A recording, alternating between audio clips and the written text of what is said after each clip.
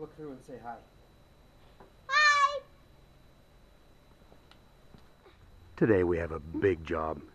It's going to be very tiring.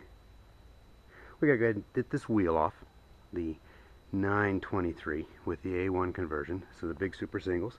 That is a 325 pound 1400 R20 XZL, big Michelin. Anyways, we got to go ahead and get that off, and then I got to break the tire down off the rim to replace that leaking seal. This is the one that had my emergency repair. The inside of the rim is pretty rusted out, so I used well, I'll show you when I get it apart. So the only thing I do differently than some when it comes to this is, now these have been on and off a few times. These are left-hand threads, so you just got to make sure your whole righty-tighty, lefty-loosey doesn't apply on the driver's side of these trucks unless the studs have been replaced. So don't mistake that. But other than that, if your threads are still badly painted, you might take a wire wheel to them or like a cutting torch, and you don't want to heat anything up necessarily, just burn the paint off the threads. And rather than lubing with oil, I like to lube with anti-seize. I had good luck with lubing with anti-seize on stuff like this, and I have all my studs, so I got that going for me.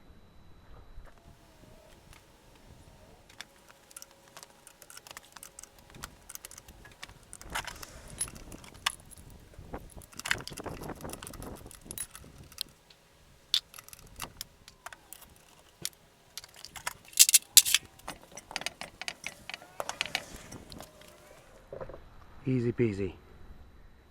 You need, and I can't emphasize this enough, you need to pull the valve core and drain all the air pressure out of this tire, number one.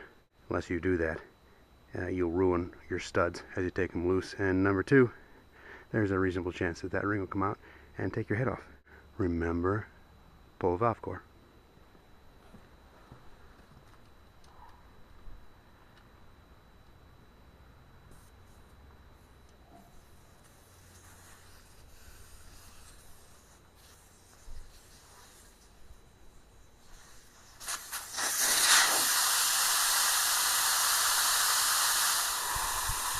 And if they show any marks or wear, just get a new one. Again, just to make sure I've made this doubly clear, don't pull the retaining ring unless you've let all the air out of the tire. And then leave that valve core out. That's a recipe for disaster. Another pro tip, go find yourself a fine thread tap. Just go to the auto parts store or tool place if you have to, and find yourself a fine thread tap for these studs. These are the little ones, and I believe they are 5/8 fine is what they are. And I think if you have the other style, I think this is the combat rim, somebody will correct me if I'm wrong, and if you have the other style, or what do they call that, the M-wrap, I'm not sure. I believe those studs are 13/16 fine thread, a tap rather, and then screw it on all the way down. Then you flip it over and screw it on backwards, because then it'll cut all the way to the face of that nut. And at that point, you know you've cleaned up everything, because what seems to happen a lot of times is the rust and the paint will get jammed in the threads, and the farther you go, it gets progressively worse. So you're basically cleaning it up and giving it the best possible chance. I, once again, recommend lubrication, and I'm going to lube again with anti-seize.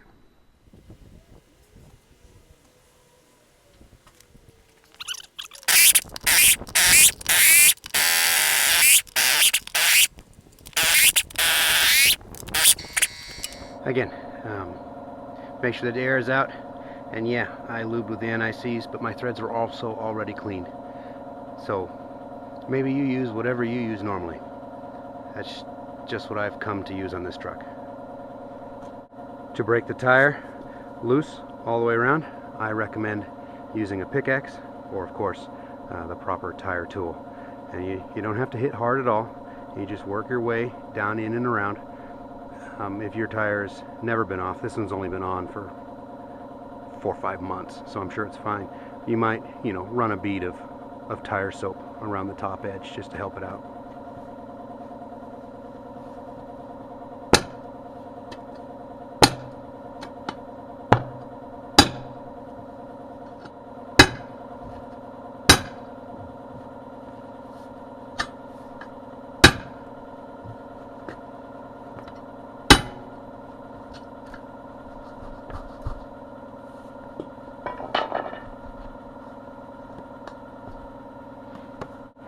when you go around the edge, don't line up with your studs or your valve core. Always go in between them, so that way if you slip and miss like I did, you won't booger up the threads on the stud like I did. So now the ring's kind of stuck there. I think a few love taps with a hammer will knock it loose.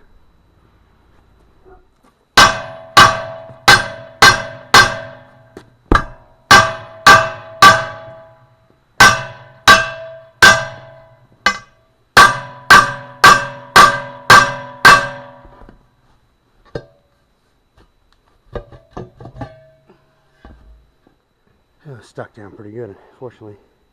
A lot of water in that tire. This is not one of the fluid balanced ones. By the way, after doing that, yeah, I think it works. No, I don't think it's worth your time. I think if your tires shake that bad, something else is wrong.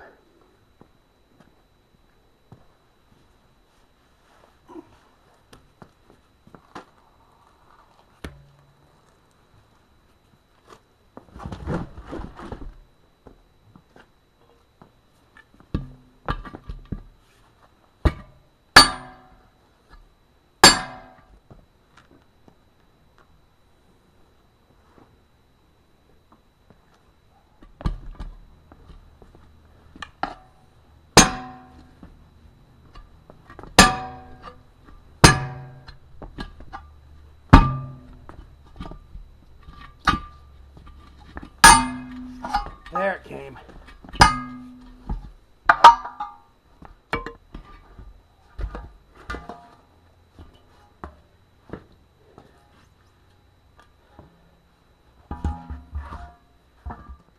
See, it's easy, I promise. Now here is where I was having a devil of a time getting these wheels to seal. And it was right at this gasket.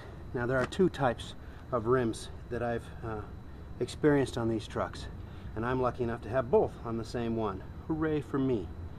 But this is just a rubber O-ring, and as the wheel slides by, it squeezes this rubber O-ring between the backside of the retaining ring, and the groove in the tire rim itself.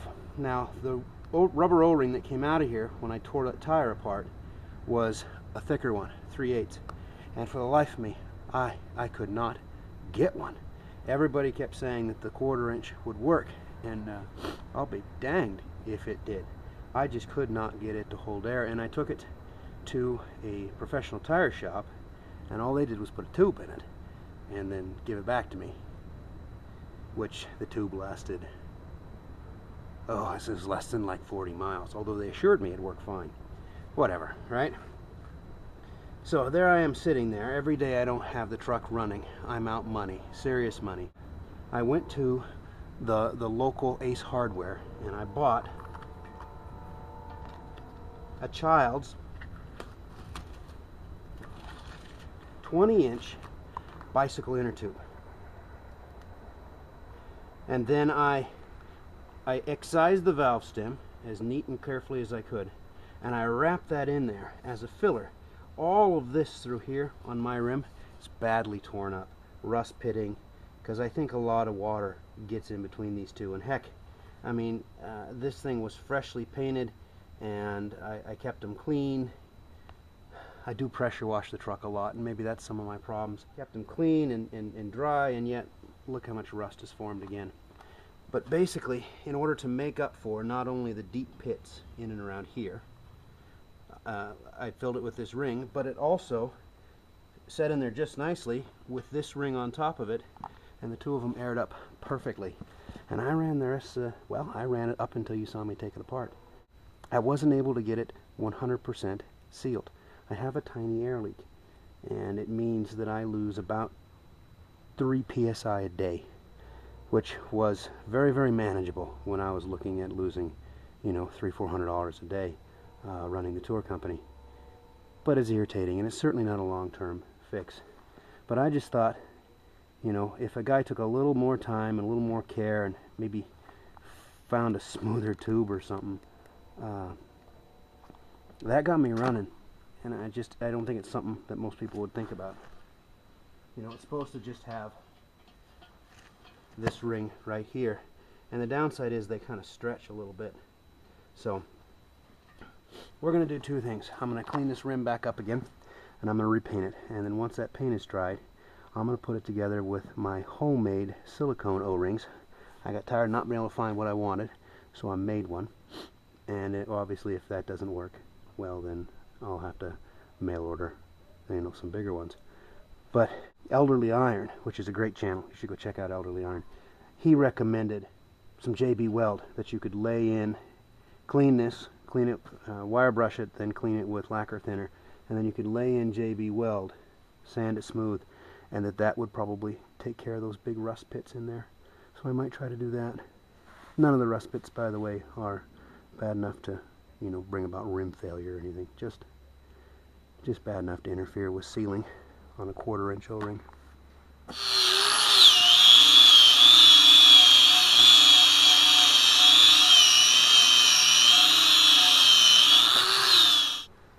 Here's the gasket I made myself, because I wanted a silicone gasket. I wanted it thicker, I wanted it wider, so that I had more area sealing on those little pits. The pink color is because of the wax I used in my mold to release it. I still need to scrape some of that off, but anyways, I was flabbergasted how nicely that worked. And if you're at all interested in it, a video on my channel on making silicone gaskets. I'll probably have already put a link to it down below this, but just because you can't find what you want doesn't mean you can't make what you want. So we're going to go ahead and put that back in. I want that taper up.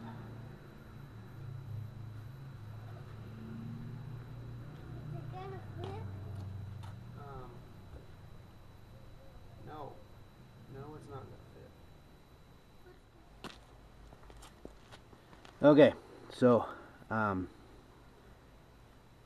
confession time. I made my first ring the wrong size, and not just a little the wrong size, but like, I don't know, like an inch the wrong size. So the whole project had to stop while I made another one. And there's where I ran out of 1 tube of clear and used 1 tube of white. Doesn't really matter as long as it's silicone 1.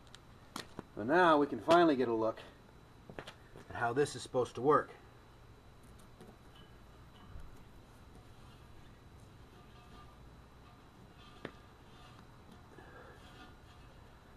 So the ring sits in there like that, and then the 2-piece comes in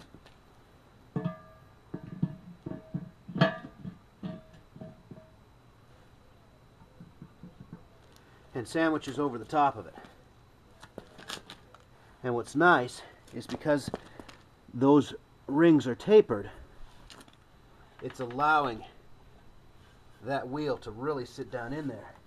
And yet I've still got about another 1/4 inch that the nuts will draw up and tighten on there. So I'm quite confident on this one. But proof is in the pudding, and I've already screwed it up once, so let's give it a shot.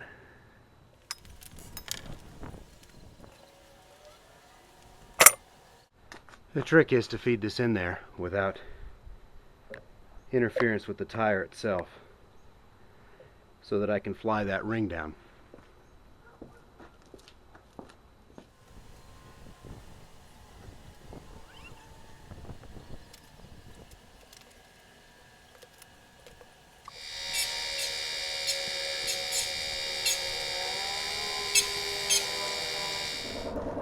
Because that ring has a face, that is to say a top and a bottom, and it's not round, it's a little trickier to get it into place, but it does work into that groove.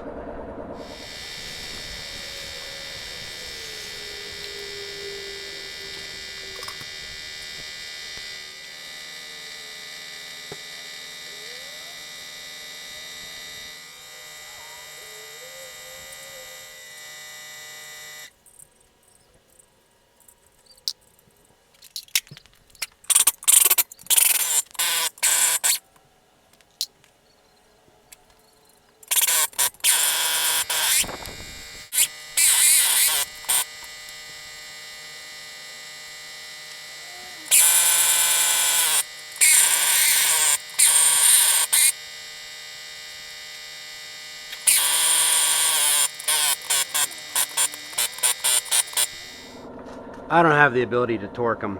I don't have torque wrenches that big. So I just used an underpowered impact wrench and got them to that very technical level of just damn tight. So there's no valve stem core in the valve stem, in the Schrader valve. So I'm going to go ahead and see if I can get it to sit the bead without a shot of air, without a big kicker, because I don't have one of those either. It should. These Michelins have not been compressed, and they basically bow out and hold air. So what it'll come down to is, are we going to leak out of my gasket?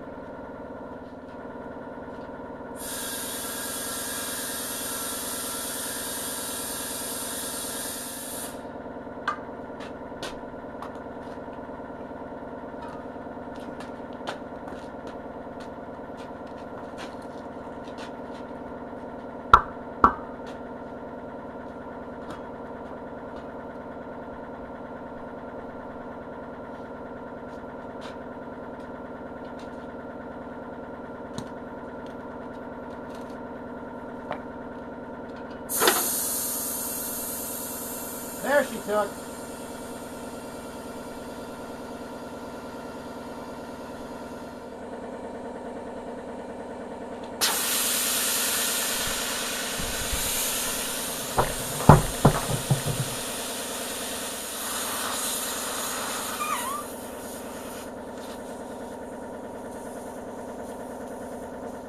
The leak indicator I'm using is just a mixture of soap and water.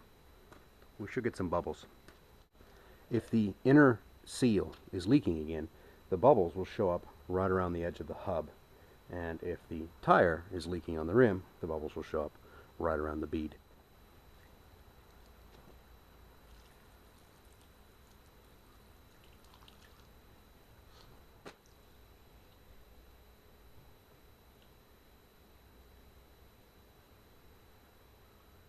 You might need a small brush to go in and around the valve stem hole, just to make sure we haven't got air leaking out of right there. Usually, however, you'll see it in other locations. You give it a couple of minutes, it's typically pretty blatantly obvious if you get leaking spots. Remember that your leak indicator will foam as you pour it. You don't want to jump to conclusions. Just walk away for 4 or 5 minutes and see if anything shows. This is a half an hour later. No foam bubbles. So I'm going to go ahead and flip it over, pour a little soap on the backside rings, but I think we got this licked.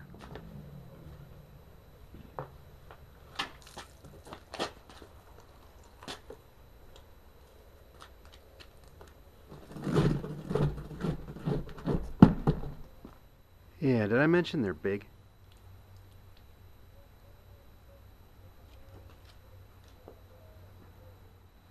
Well, there we go. It had another 10-15 minutes. No foamies. I'd say that's a success. It's time to get back on the truck.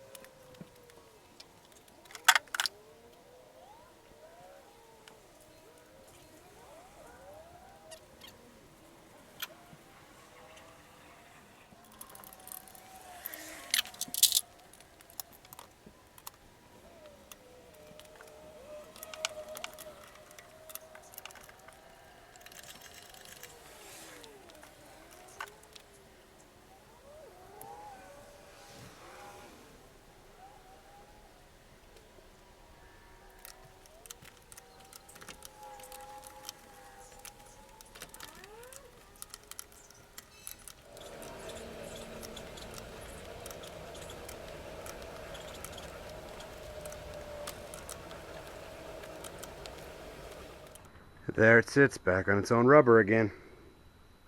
All it's left to do is pick up, fire the truck up, put it back away. No more adding air to that tire once a week.